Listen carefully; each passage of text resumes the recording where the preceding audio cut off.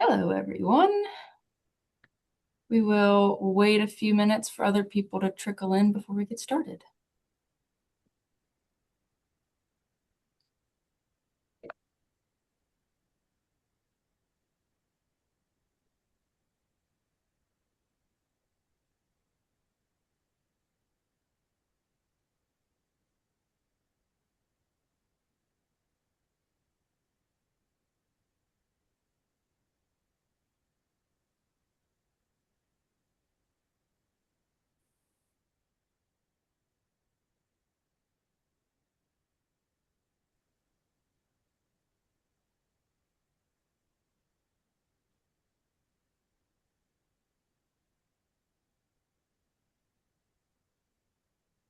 Welcome and thank you all for joining. If we have not met yet, my name is Channing Pitts. I'm in charge of membership and development here at HBAV, and we've started this webinar series in order to provide more education to our members. So thank you all for joining. Before we get started, I'm going to touch on a few upcoming webinars and events at HBAV. So June 17th, we're hosting an NAHB Savings Program webinar. If you're a member of HBAV, you're also a member at NAHB, and you can take advantage of all of their programs and savings opportunities. So if you've ever been wanting to learn more about that, it's definitely a great opportunity to learn some more. July 15th, save the date for a Women Building Virginia webinar with Brian Churls from Merrill Lynch. That will be more of a finance-based webinar and more information coming soon on that one. And then also save the date for July 29th. We're hosting a Where Does the Building Code Come From session with Kara and Andrew, so definitely sign up for that. In terms of our in-person events, we have our annual conference in Virginia Beach at the end of June. Then we have our summer golf outing August 10th, and then finally our Virginia Builders Summit in September. It's open. If you want to exhibit, you can sign up. Please attend that. The website is up to date. So again, you can register using that website, or please feel free to reach out to myself or Emily for that. More on annual conference. Today is the last day to register for that event. So if you have not signed up yet, please do. You will not want to miss this. It's in Virginia Beach. We are hosting a Fun After 5 welcome party. There's a builders and breakfast session. Then we have two education sessions this year. One is a home designs trend panel, and the other is AI and the industry. So that will be updates on both of those. Then at the end of annual conference, we'll have our Housing Excellence Awards and our Education Foundation charity auction. And again, today is the last day to register, so please do that sometime soon. And with that, today we have our very own Andrew Clark and Kara Alley. So Craig, I will pass it on to you. Great. Thank you, Channing. For those that I haven't had the privilege to meet, I'm Craig Tolson, and I serve as the CEO of the Home Builders Association of Virginia. Appreciate everybody taking the time this morning. As a professional trade association, one of our missions is to not just defeat legislation and pass legislation and regulation in a vacuum, but to keep our members informed of what's impacting them and the changes that are coming up. Every year, we develop a very proactive legislative agenda. Today, we're not going to talk about all the defense that we've had to do over the last 5 months, but just to make everyone aware, we did successfully push back on issues such as impact fees, adequate public facilities, rent control, and the automatic adoption of the energy code during this year's General Assembly session. So we were very active on the defensive front. With that said, today's presentation, we're going to solely focus on laws that passed both the House and the Senate and were signed by Governor Spanberger and will become law. So what you need to know to run an effective business. We have 1 hour scheduled for today's session. Within that hour, we will have time for question and answer. So as we're going through the presentation, please, you can enter questions in the chat, and at the end of the presentation, we will get to those questions. Um, Now, I'd like to introduce our presenters. We have with us our government affairs team, led by Andrew Clark and Kara Alley. Andrew and Kara are going to walk you through all the different topics and how you can prepare for changes that are occurring in the Commonwealth effective July 1. So with that, we'll turn it over to Andrew and Kara. Yeah, thank you, Craig. And thank you all for joining us this morning. We're going to do a quick agenda slide. And like Craig mentioned, we're not going to cover all 2,800 bills that were introduced, or I think the 11% that impacted our industry. We're just focusing on what you all need to know July 1 of this year and sometimes July 1 of next year. And we'll kind of walk through that with the bills. But I think a lot of you know that housing has really taken front and center in the last several years, just naturally with price increases, with supply shortages. And you see that reflected in these numbers on the screen there. Overall, 2,400 bills introduced, about 50% passed, which is kind of surprising to a lot of folks, given what they read in the newspapers. But I think really an important number. 286 bills that were introduced this year that directly impact our industry, whether you're a builder, developer, an engineer, zoning attorney, all of our industry partners. So that's about 300 bills that we're tackling every session, or this session that we've got to engage on, work on amending, and developing our policy positions on them and trying to steer them to the right place. I think the political landscape, a lot of you have heard this time and time again, a fairly significant shift in the last couple of years, which seems to be the trend. Democrats picked up a almost super majority in the House of Delegates this past election, bringing them to 64 members in the House, led by Speaker Don Scott, who has proven to be a very effective leader in controlling the caucus's message and staying disciplined on their key priorities, which includes housing affordability. On the Senate side, really not much has changed. 21-19 narrow Democratic majority. And of course, all three of our statewide elected officials are Democrats.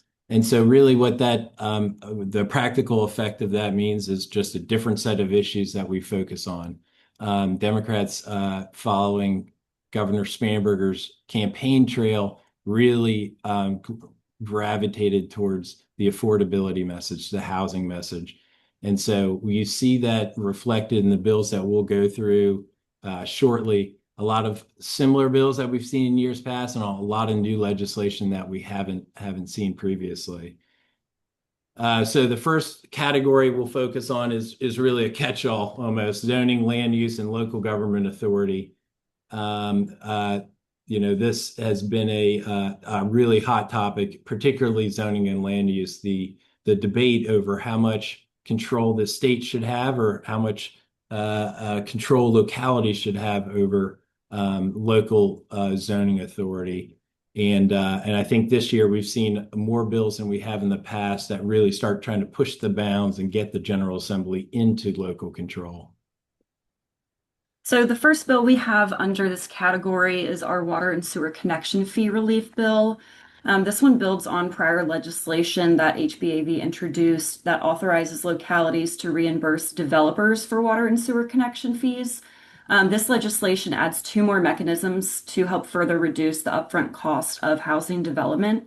So beginning July 1 of this year, localities may, that's important because it's a local option, it's not a mandate. So localities will have this tool. It's up to them whether they implement it or not. So beginning July 1, localities will have the ability to reimburse first-time homebuyers directly for connection fees, capital recovery charges, and availability fees. Localities as well, ones that have existing affordable dwelling unit ordinances, can also waive tap fees entirely for qualifying projects. So an ADU project would be a qualifying project for that exemption. Both of these are intended to remove cost barriers that have historically made projects financially not viable. And then that leads me to this next one, manufactured housing. This bill requires local governments to apply the same zoning and land use standards to manufactured homes as they do to site-built single-family homes in the same district. So what this does is prevents localities from making it more difficult to build HUD-compliant manufactured homes. in district zoned for for single family homes, as well as preventing localities from designating specific areas for manufactured home communities. And there are exemptions for historic districts, historic overlays, and similar preservation areas with this bill. And then finally, HB 1212 small lot zoning districts, small lot ordinances. This is actually one of the bills that was on our legislative agenda this year, and really trying to tackle that state and local debate at a more kind of creative approach. Instead of kind of overriding local zoning en masse, we really started to focus on what are some of the types of zoning districts and flexibility required that we know our members need to deliver a product to the market. So this bill will require localities over 50,000 in population to establish at least one zoning district that allows single family by right on lots not exceeding 3,000 square feet, with a maximum 30-foot lot width, and some prohibitions on what localities can what development standards localities can impose on those lots. So this was modeled after what we've seen in Chesterfield, Henrico, a handful of other localities who have recognized that smaller, more compact residential development is a key to increasing supply and lowering costs. Another bill from our legislative agenda, minimum parking requirements. This bill took a lot of different turns during session. It started off as a bill that would have capped, not eliminated, local minimum parking requirements, excuse me, in a number of areas located near transit areas that were zoned for fairly high density residential and mixed use and multifamily development. It would have capped minimums for affordable dwelling unit projects and several other areas. Like all great things in the General Assembly, compromise brings progress. And so where this bill landed is effectively kind of the foot in the door into really, I think, putting some guardrails on local government zoning requirements, in this case, parking minimums. And so effective July 1 of this year, localities may not enforce any ordinance that requires more than half space per unit in multifamily and mixed use projects, or one space per unit in townhomes and 1 and 2 family, essentially single family developments that are located within a half mile of a mass transit or public transportation station. Two other provisions that we put into that bill are how do we streamline the process for our members to request and quickly, hopefully, get approved reductions in parking requirements outside of those transit areas. So if you're outside of that 0.5 mile distance, the bill requires localities to establish an administrative review process that would grant no less than a 20% reduction in minimum parking requirements. Possibly the most unique part of this bill, Fairfax County, very concerned about reducing parking minimums around all of specifically their Fairfax connection bus system. And so they wanted to exempt a large portion of their county effectively from the bill.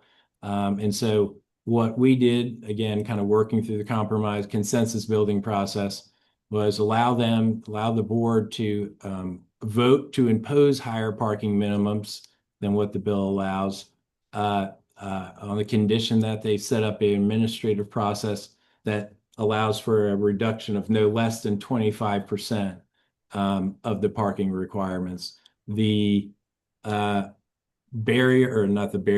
requirements for effectively getting that, what we were intended to do, and what I hope and I think we did, was effectively allow members to request those reductions and not have to go through such an arduous study process and submit documentation that a lot of our members have reported as particularly time-consuming and burdensome. So we really said, look, if site constraints are an issue, if you have a shared parking agreement with an adjacent property owner, those are almost automatic qualifiers for parking reductions. So this bill does go into effect July 1, 2026, and I anticipate that we build off of this in future sessions. Another big one for the industry was accessory dwelling units, not to be confused with affordable dwelling unit ordinances. This bill creates a statewide framework for accessory dwelling units by deeming them an allowable use in single-family residential districts. So while this is a major overhaul of zoning authority, local governments will still maintain substantial regulatory powers over things like lease terms, space and location, parking protections, and then obviously state and local regulations complying with the building code, water, septic, stormwater, etc. There are also things that the bill lays out the localities may not require, including excessive setbacks, development standards, road improvements, and requiring tenants to be family members or blood relatives to the primary dweller. And then Andrew will speak a little bit to how this will be implemented and the impact of the effective dates. Yeah, so this bill set a record for a number of enactment clauses and caveats. So the bill in general is effective July 1, a delayed effective date of July 1, 2027. It doesn't apply to any permit approved by a locality prior to that same date. So if you got a permit that's in the works now and it's approved prior to July 1, 2027, you don't get to use the benefits of this law. Now, perhaps the most interesting exemption is the third one, exempts localities from ADUs that were adopted prior to January 1, 2026. So effectively, if a locality went into session having already established an ADU ordinance that says anything, it could be great, it could be terrible, or somewhere in between, this bill does not affect them at all. And so there will be, and the patron is well aware of that. This was put forward by a couple of the housing advocacy groups and a coalition. So that particular exemption, I think it does have a pretty significant impact on a lot of the more major metro areas. And then finally, localities that adopt a quote substantially compliant ordinance prior to the effective date of this law are deemed to have satisfied this law. So I think it's reasonable to expect you'll see a lot of localities rushing to get a ordinance on the books if they don't have one already, just to hit that fourth exemption of being substantially compliant. This is another bill. It's a big one that a lot of you have heard many times over. Expansion of inclusionary zoning, also known as affordable dwelling unit ordinances, the other ADUs. Effectively, Virginia has 3 statutes that allow for inclusionary zoning or affordable dwelling unit ordinances. One that applies to Northern Virginia, Charlottesville, effectively, and 2 others that apply to the rest of the state that a lot of localities and the industry have said are really difficult to implement and really not effective from the development side. And so it's been a long push to expand the first broader statute that applies to Northern Virginia, 15.2, 2304, to the rest of the state. And a lot of this messaging comes from localities who really want to say, hey, we've got another tool in our toolbox. And a lot of localities who I don't think who have explored or looked into the effectiveness of these programs. And what we've seen in Virginia and elsewhere is that they really, I think nationally have been a mixed bag. In Virginia, and Fairfax in particular, I think the numbers the last I saw were about 70 units a year. A really complicated way to incentivize affordable dwelling units. And so we have pushed back for years on making this authority statewide. The political climate being what it was this year, the bill did pass, was signed by the governor with a couple variations from bills we've seen in the past. We requested language that effectively allows and requires a locality to set up a stakeholder advisory committee prior to adopting it. And that this is very similar to what they do currently in Loudoun and Fairfax, which is like an advisory committee that monitors the program throughout the implementation of it. So while it's in effect, they occasionally meet and revise policies and discuss. And this advisory committee is really focused on doing the front end homework and reviewing and assessing and providing a report on whether the proposed inclusionary zoning ordinance would be effective, whether the incentives provided are adequate to actually offset the cost of below market rate units, and then really just do a look at how that ordinance could impact the market, the real estate market. And that's based off what we've seen in some larger cities where these programs have really slowed down construction or actually driven up the price of market rate units.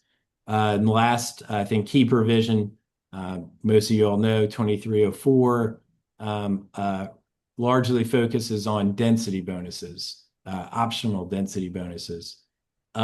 Through a hodgepodge of different people throwing in ideas, the legislation was amended to allow localities a broader slate of incentives to help offset that cost of the below market rate units. So whether it's lot size reductions, effectively density or unit output, in lieu fee contributions, missing middle allowances, office and commercial to multifamily conversion, financial incentives. It's a long laundry list of policies that some of which I think will help address industry concerns with these policies. Others, we have no idea how they will actually be an incentive. For example, rental inspection districts is included in the bill.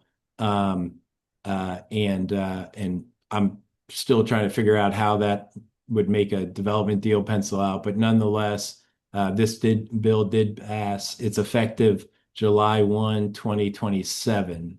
So I think in the next year, we're working on some legislation to maybe mitigate or water this down a little bit, but also helping localities and our local HBAs take a hard look at these before adopting them locally. EV charging infrastructure. This one you guys have seen, many of you have seen several times. Took another approach this year. The original bill would have allowed localities to require through the site plan or subdivision process EV charging infrastructure and EV charging charging stations.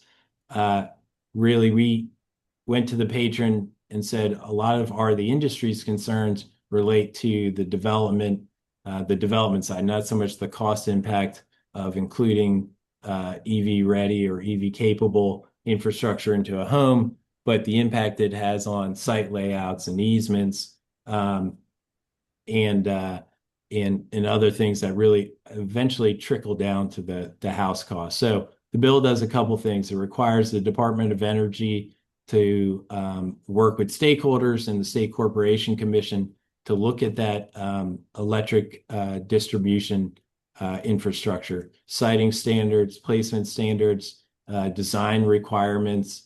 The end goal there being to right size infrastructure, public utility infrastructure requirements. The bill specifically focuses on how to minimize the impact of that infrastructure on project densities, layout, design flexibility, and development costs. Now, after that study is done, the DOE, Department of Energy, has to make a determination of whether Part 2 of the bill kicks into effect. And that would effectively be allowing localities the option to incorporate into their subdivision ordinance requirements for EV charging infrastructure. Now, there's going to be a lot of uh, conversation and questions about how exactly that hierarchy flows, right? Because the authority is not really granted to them unless DOE signs off onto the Code Commission that the requirements of the study have been satisfied. So that remains to be seen. But really, I think the success in this bill was starting a conversation about utilities and development community and how some of their requirements, I think, go unchecked and really can complicate or challenge development projects. So more on that in the future. Development financing and tax incentives. This was a big focus on top of zoning and land use and local versus state authority. How do we bring money to the table to help projects pencil was a big part of the conversation. A couple of years ago, you'll remember we set up the Housing Opportunity Tax Credit. We've protected the Historic Tax Credit Program, two of the most effective programs in spurring residential, both market rate and affordable housing development. General Assembly doubled down on that this year and really looked to us to help bring some ideas to the table to not just focus on zoning, but filling some of the financing gaps that a lot of our members face. The first bill we have in this bucket is House Bill 806, which expands the types of development authorities that can finance affordable housing through bonds to include economic development authorities. This type of bond financing enables localities to support residential projects at significantly greater scales than grant-only authorities, which was established in 2022 by our House Bill 1194. And by accessing the bond market, economic development authorities and industrial development authorities can assemble larger capital commitments, reduce per project financing costs, and support the kind of infrastructure intensive development that grant financing alone cannot sustain. This is just another toolkit, as Andrew was saying, that allows localities, that's available to localities without requiring additional state funding. The next one, House Bill 1043, directs the Department of Housing and Community Development to formally notify an applicant of the Affordable and Special Needs Housing Program, as well as the Housing Trust Fund Homeless Reduction Grant Program, of an award or denial no later than, I think we said 75, but it's 90 days after the application submission. It also requires the department to provide applicants initial notice prior to any public notice, which will help with transparency and planning certainty for developers seeking state funding.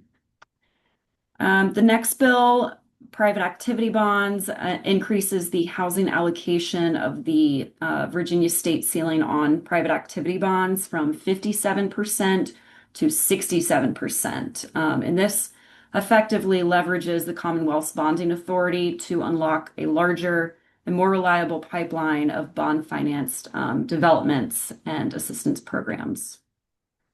And the last set of bills, which will depend on whether or not we get a state budget, create a revolving loan fund for the production of mixed income housing developments, offering a lower interest financing to the builder. And this is a self-sustaining mechanism that aims to incentivize developers to include affordable units by reducing the cost of capital.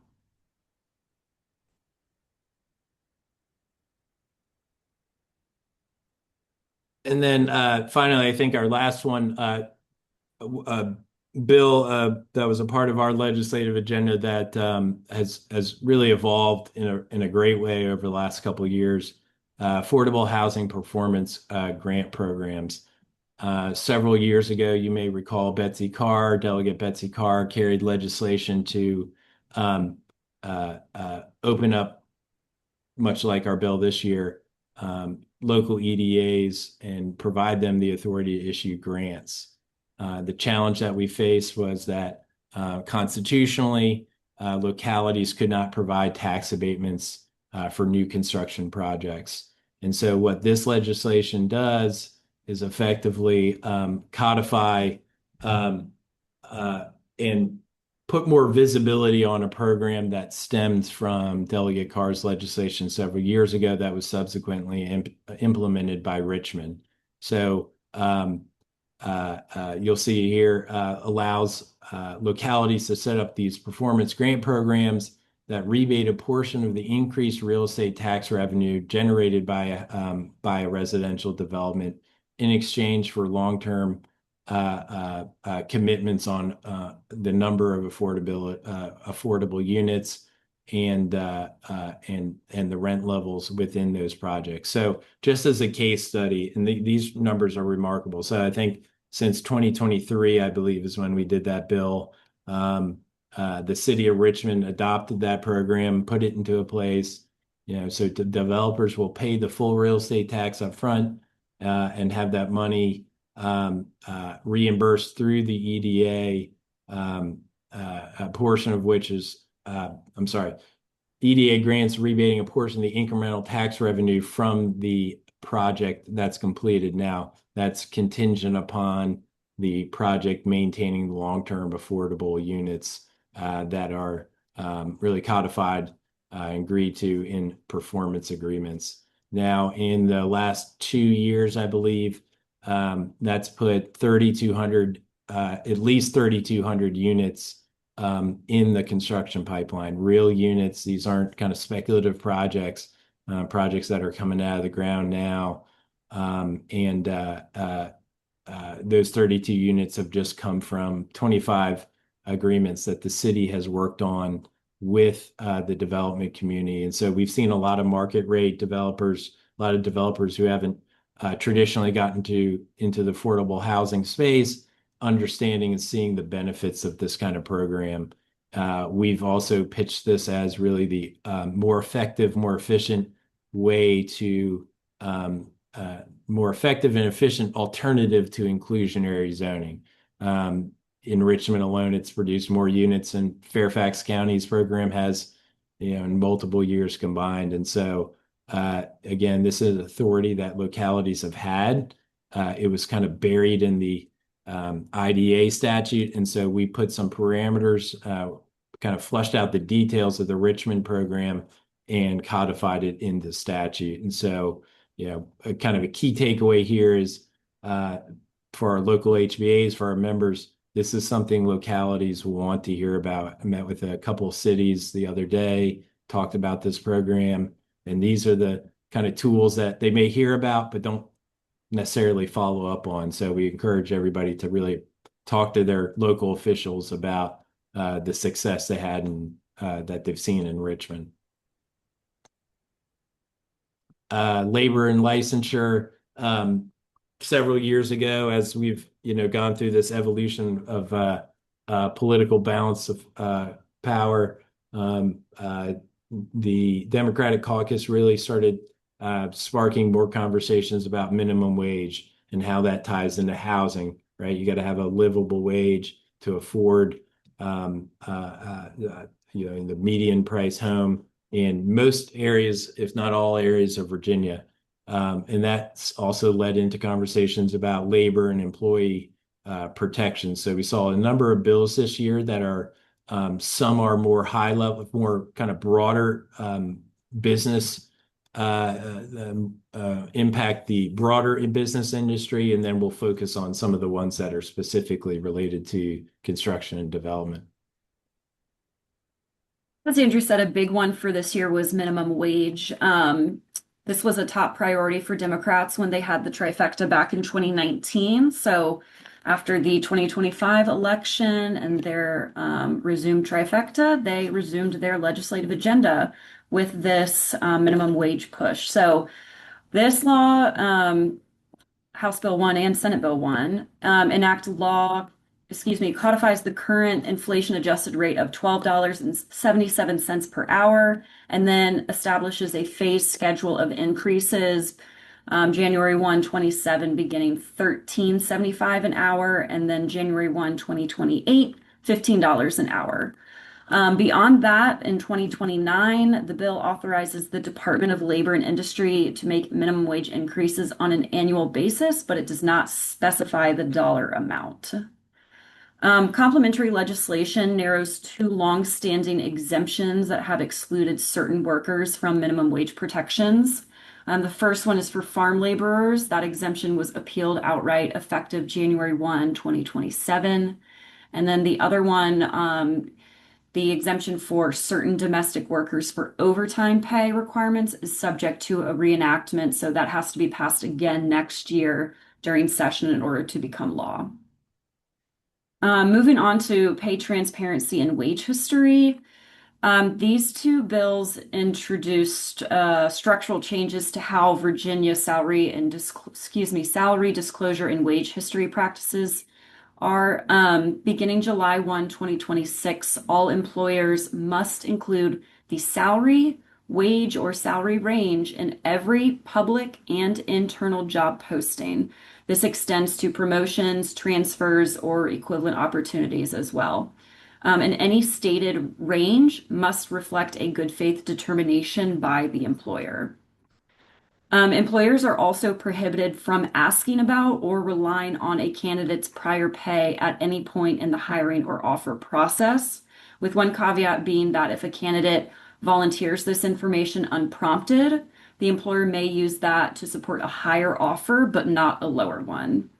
And this puts Virginia on par with a lot of other states that are doing this, including California, Colorado, Illinois, Maryland, Minnesota, Vermont, etc. Now moving on to bills that are really focused, targeted towards our industry or impacting our industry. The first being the resurgence of heat illness prevention standards, which was a hot topic in 2021, I believe. This jumpstarts that process or restarts that process and directs Virginia's Safety and Health Codes Board to adopt new heat illness prevention standards for indoor and outdoor workplaces. This bill also evolved throughout the session. It initially started off as a bill that would lay out very specific, effectively put all the regulations into state code. Working with a couple other groups, we're able to kind of shift that more towards a bill that has baseline minimum provisions of those regulations. So in bucket one, you'll see mandatory protections for employees. Covered employees must provide water, rest, shade and cooling areas, implement training and emergency protocols, and establish and be able to implement high heat procedures at a defined temperature threshold. Now, those high heat procedures under the initial bill, the introduced bill, would have kicked in, I think, at 75 or 80 degrees. And a lot of people had conversations about whether that was high heat. And so that provision was moved, and the determination of what is, quote, high heat and when those procedures need to kick in will be established through the rulemaking process. Employers subject to the VOSH program, this is going to apply to them. So many employers, and protections will extend to employees, independent contractors, and any other laborer whose job site conditions are controlled by an employer. In terms of what the rulemaking process and what the final regs will look like, DOLE, the Department of Labor and Industry, will have to convene a stakeholder advisory panel that's got two kind of interesting characteristics. They're required to consider the 2021 Virginia Draft Heat Illness Standard, which we were involved in, state standards from California, Maryland, and Oregon, and some federal guidance that has been put out.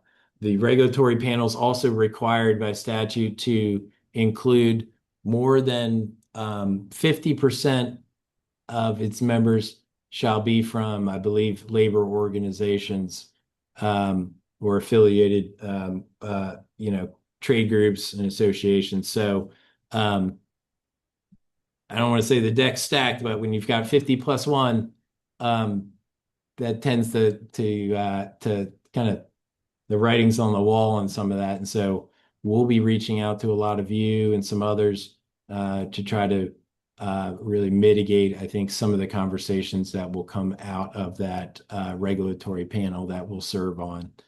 I believe the timeline for this, Kara, is the final regs must be adopted no later than 2028, I think July 2028. So there is some time, but I expect the proponents to push this fairly aggressively.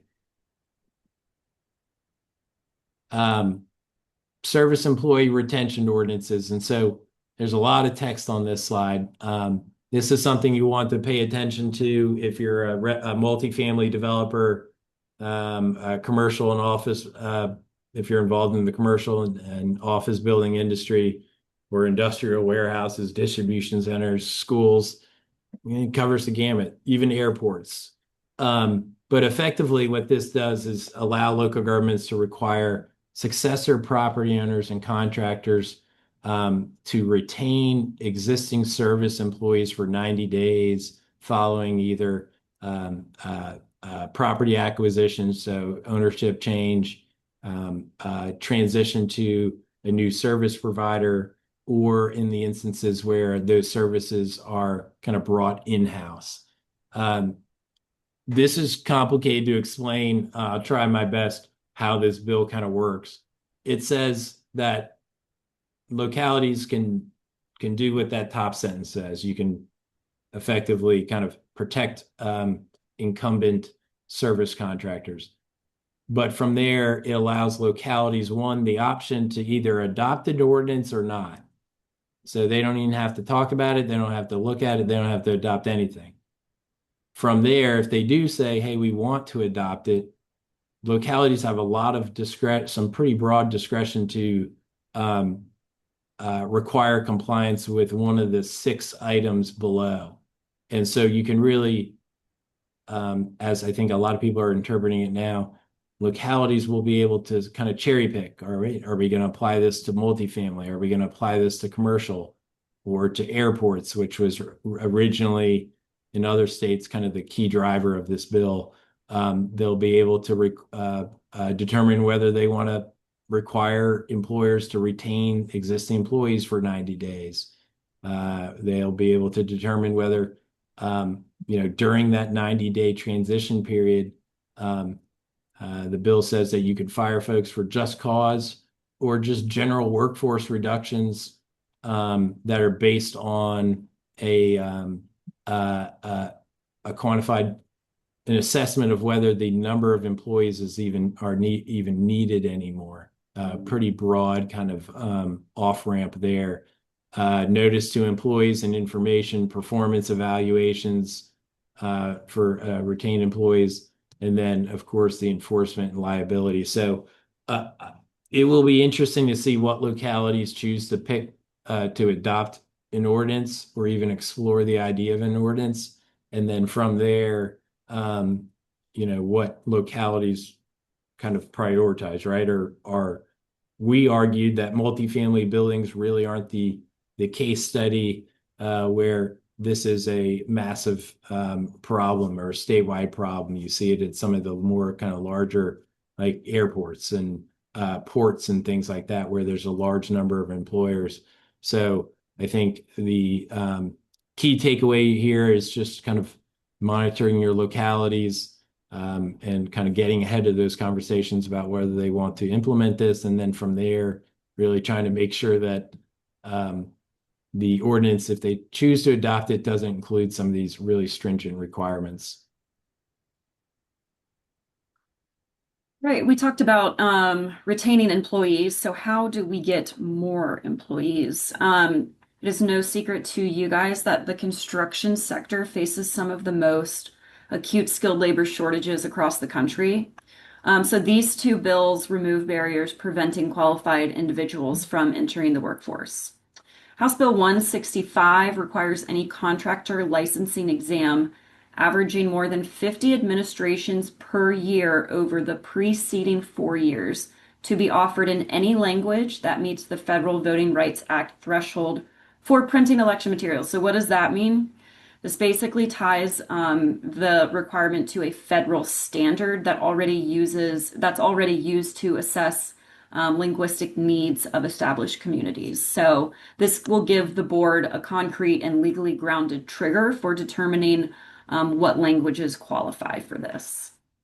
And then House Bill 1117 reduces the minimum period of an out-of-state license holder must have held their license to qualify for Virginia's Universal License Recognition Program from 3 years to 1 year. So that is huge as well.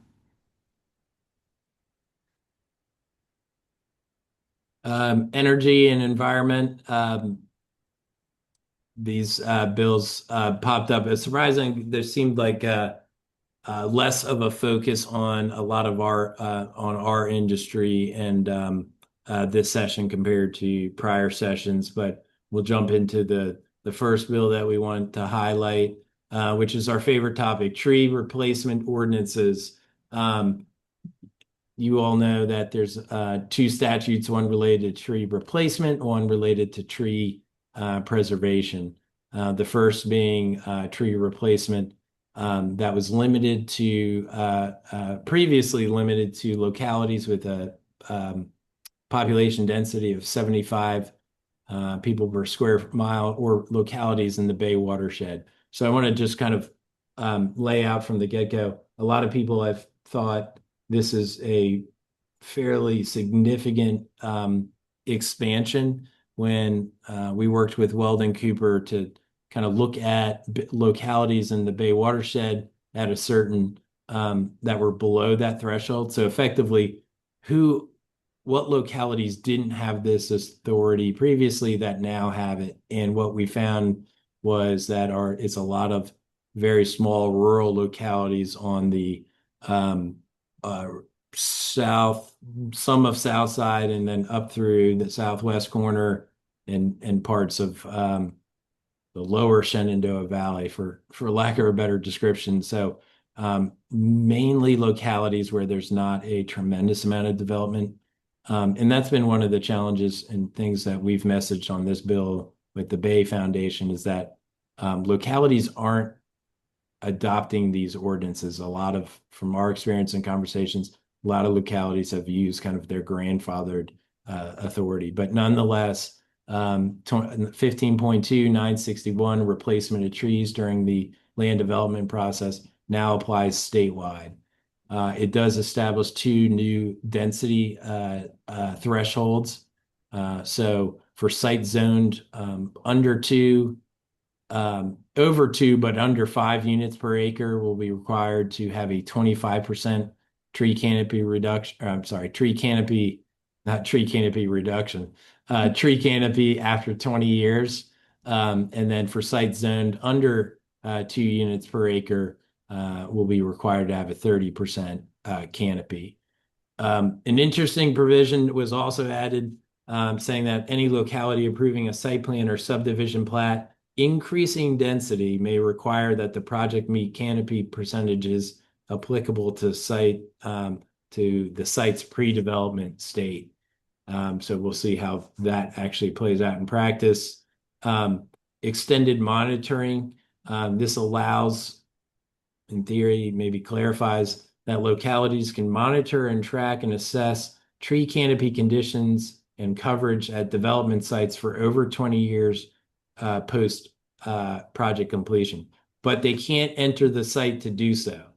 So our key question was, well, what was stopping you from really going out and checking canopies for 20 years from the street or from somewhere not on private property? Towns in Northern Virginia were also, this bill requires development sites to meet minimum canopy criteria 10 years after development compared to the standard 20-year timeline. And then, of course, we couldn't have a tree bill without an enactment clause that requires more conversations about tree conservation and tree replacement. We did get some language in the bill in that study. It's going to be conducted by the Institute for Coastal Adaptation and Resilience. But general broad goals, balancing environmental goals with economic development, incentivizing mature tree preservation, creating parity for canopy requirements across the localities, and cost-effective strategies for the development community to conserve trees. So basically, everything possible that will be a part of that work group. That has already started. They are convening some regional roundtables, which we'll send out to everybody on this call and our members. But those are good opportunities to really weigh in and I think try to educate some of the folks, the proponents of these bills about really some of the challenges and more effective incentives.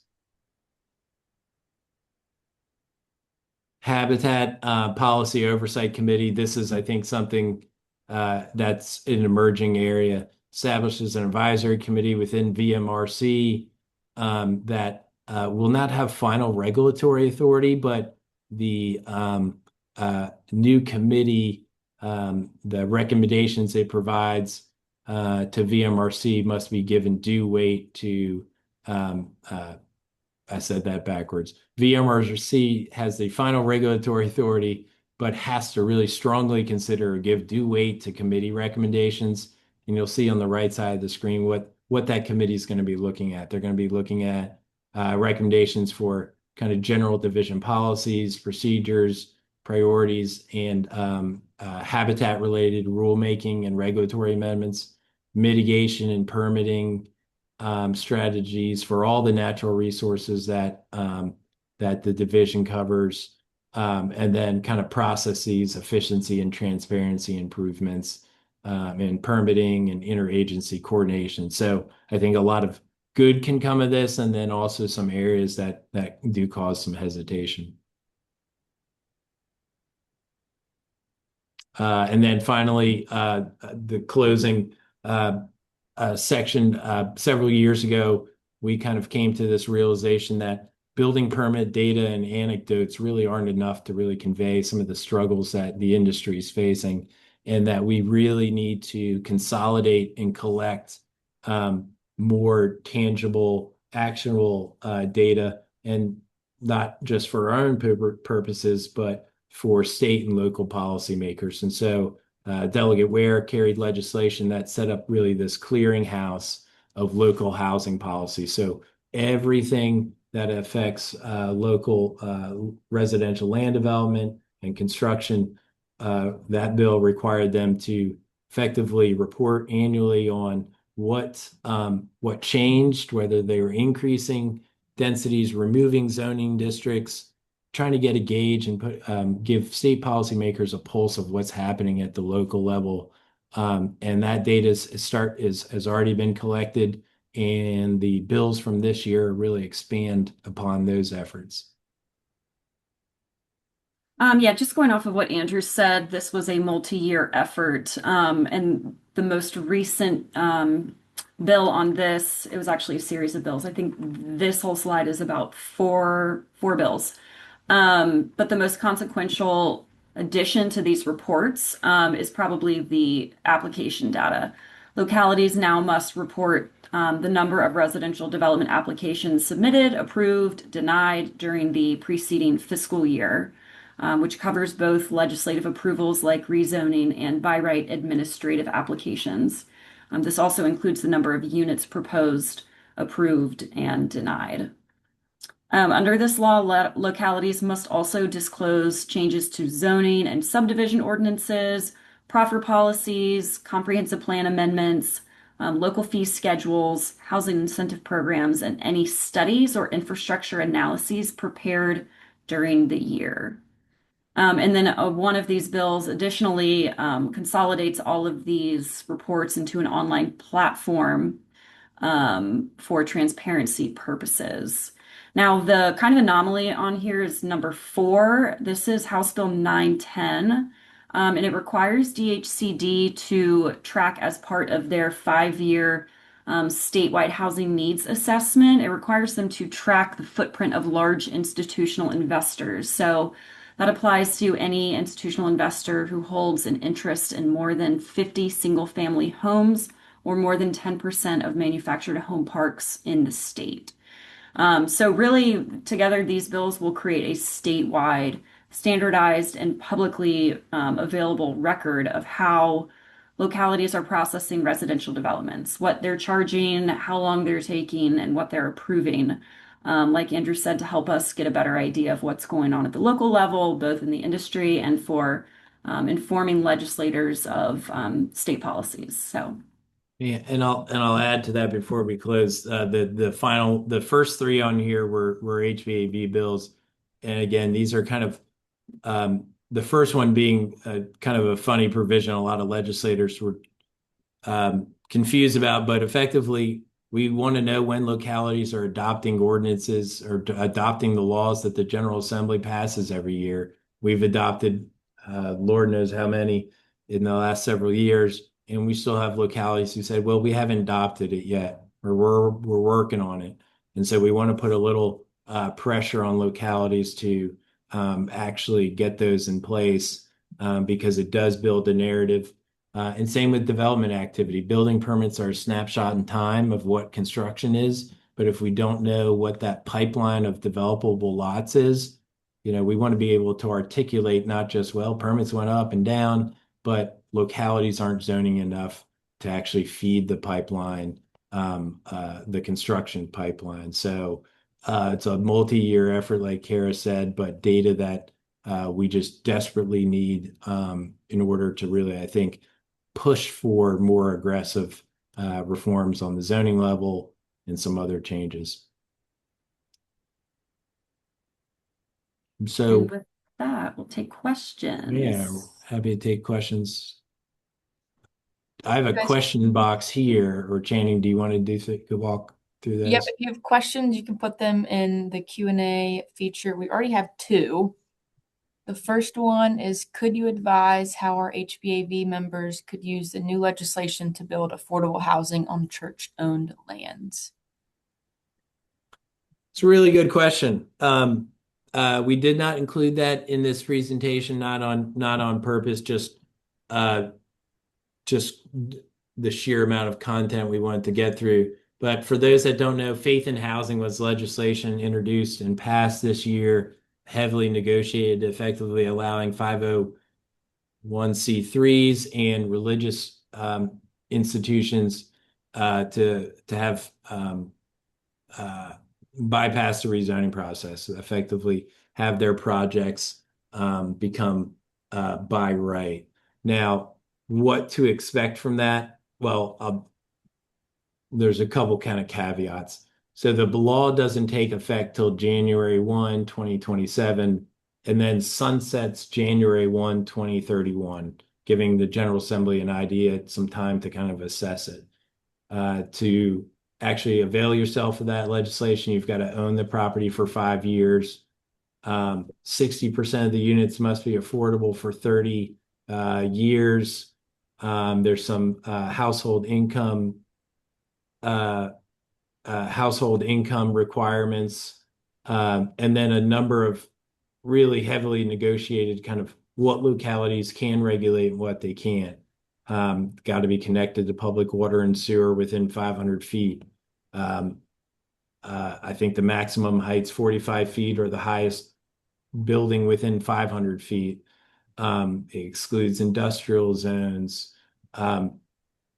There are a number. This was a lot much heavily debated bill that I think the fate of which remains to be seen, and the effectiveness remains to be seen. And just from the negotiations, amendments that were put into it, it could be very complicated to actually kind of go through this new by right process. So we will be pulling together kind of implementation guides and working with some of the other stakeholders.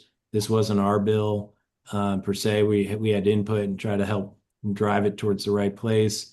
but we'll distribute information on how you may be able to use that bill at the local level. We have follow-up to that. So 501c3s and churches. Is the question, is that of that? Yes, that's who it applies to. So if you are I forget how, it's not just churches, they have it's tax exempt nonprofits and religious organizations, which is defined in code. So yeah, that's who it applies to. Then regarding the new local reporting requirements, will this require localities to report how long it took them to review individual building permits? Valerie, that's a very good question. So our original bill from 2023 allowed them to do that. The Department of Housing, who administers the survey, did not include that question in its survey.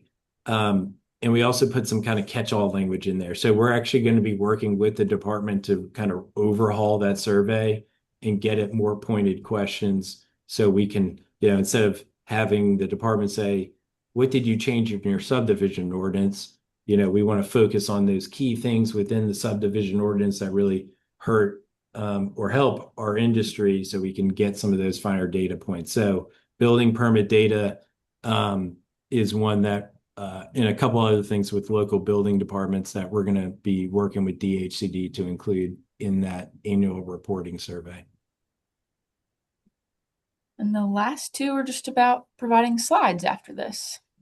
Yes, 100%. We can send those out. I will send a recording after this, and I can link the slides in there as well if you two are okay with that.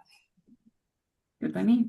All right. Definitely. Any other final questions? If not, want to thank you guys for sticking with us, joining us. Feel free to reach out to Kara. A lot of you know the newest member of our team has been a great asset for this organization. So we're here as your resource. Reach out to us. And we're already getting ready for the next session. So we're looking for your ideas. And anything that's been bugging you, bothering you, frustrating you, or just persistent challenges at the local level, please let us know. But thank you guys for joining us, and reach out if you have any questions about what we talked about today. Thank you guys.